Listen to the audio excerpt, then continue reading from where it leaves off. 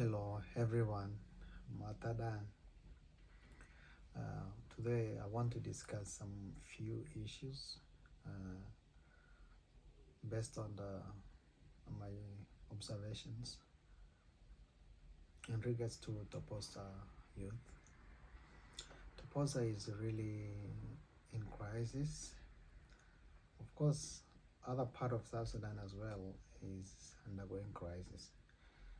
But why I choose Toposa as my specific area of my discussion is because I tend to get along and know more information about this area because I come from this area. So I have leverage and luxury to speak about this area. First of all, I would like to say that youth in Toposa are really quite historically a very prominent group of people in the development of the society, traditional African setting in Toposa. So they were really supporting, providing security, uniting and trying to see things that would like to hamper the progress of the community. Why I'm giving some historical factors in this matter is because I want to derive you right now to the latest circumstances that young people are not cooperating with one another due to main reasons that I refer in the last video I communicated. Where Toposa youth are not working together at some point. The reason is that youth in Toposa are really quite divided. As I said in my previous video, they are dichotomized, divided by their different leaders' ideologies, and they tend to follow. Some of them tend to follow these leadership ideologies, and some of them want to be around. And if they want to be around, then they have to follow the boss principles, and that hence make them to deviate from the original idea on what they are supposed to contribute to the community. So what can we do to unite more better? And how can we bring leaders in to provide support for us to unite, for us to give ultimate contribution to our community? First of all, we need to utilize our youth centers in different counties of the Toposa community. Utilize them by establishing very cozy environment where we can be able to utilize resources in those rooms. For example, libraries. Establish library in each youth center. Of course, there's some NGOs also giving computers in this area, so we need to learn some basic information so that we can be able to compete for jobs anywhere.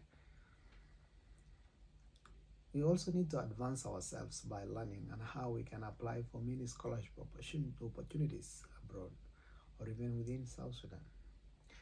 And some of the youth as well wait so much from the leaders to get these opportunities, which in my opinion doesn't really work. Each person is responsible for their own life. Of course, the government overall life is to protect you, but they can't give you everything. So you need to make sure that you need these skills so that what you need to avail, you need your certificates, South Sudan National Certificate of Secondary Education or other certificates. You need your passport. For you to think about scholarship, you need to have this. You need to know how to write the basic proposal writing, for any research, for any application, motivational letter. You need to know research plan. For example, if you want to go for masters, you have to write your research plan. You need to write a research proposal. You need to write your study plan. And you need to write motivation letter or the letter of intent. All these are very essential items before you think of doing anything. And there are many scholarship opportunities on internet that we can utilize and get through. You don't have to wait everything. Other thing is that leaders can provide us with livelihood opportunities or activities. Starting small-scale business, either is an entrepreneurship business or partnership business for the youth. This can reduce number of youth who are a little bit engaged in alcoholism in Toposa. Alcoholism has been really one major factor that's hitting the youth. So we need to put it into consideration and why we have to focus on this. We need everyone. We need the unity of each and every person to contribute in this progress. So if the youth want to progress, they have to take all this information into consideration.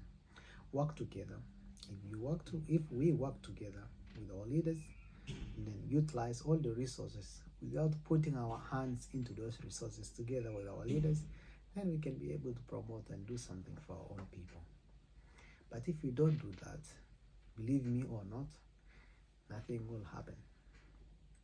We'll continue to do like that and forever be backward. So it's either it's now or never. Thank you for listening.